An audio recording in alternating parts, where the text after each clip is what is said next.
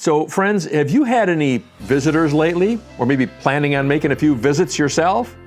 Hey friends, it's Pastor Mike from Fellowship Church. Always good to connect with you midweek. Hope you're enjoying this beautiful summer weather. And of course, when the weather turns warm and it's the summertime, we like to maybe welcome a few visitors to our place, or we go visit other people. It's a time when people are especially active and love to spend time with family and friends. Did you ever stop to think how God would prefer to spend time with us? You think God's in the visiting business? You know, stop in for a bit, enjoy a little time, and then leave? Well, the book of Exodus tells us something about how God likes to spend time with us.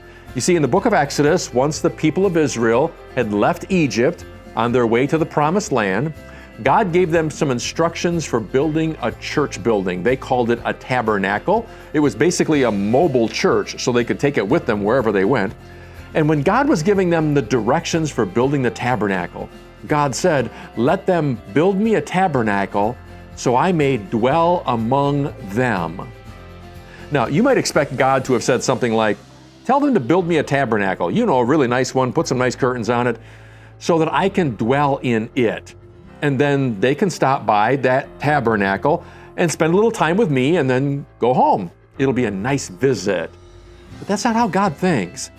God didn't say that I may dwell in it, even if you make it really nice. Instead, God said, "Hey, build me a tabernacle so that I can dwell among you." And God didn't say visit. He said dwell. And the word dwell literally means to make a place, you know, to settle in, to stay for a while, maybe stay permanently. Because friends, God is not in the business of wanting to stop by your life for a little visit. You know, just stop in for a checkup. Hey, how you doing? A little bit of small talk, maybe talk over something that's bothering you, and then leave again. That is not how God functions. Instead, God says, "I want to live with you. I want to live in you. I want to dwell among you. I want to live in your home. And I don't plan on leaving." You see, God is not in the visit business. God is in the I want to live with you business. I want to be a part of every piece of your life, even the pieces you're not proud of. That's why when you read that passage out of the New Testament, where the Apostle Paul tells us to pray continuously, you might have thought about that before and thought, well, how do you do that? Especially if you think of prayer as just closing your eyes and talking to God. Well, God says, of course you can pray continuously because, well, I'm not going anywhere. I want to move in with you. I want to stay with you. I want to dwell among you continuously. I am not going anywhere. So praying continuously just makes some sense. So friends, rather than God stopping by for a visit, God says, I'd rather dwell with you, I'd rather stay with you, not only through the best times of your life, but through the not so good times of your life.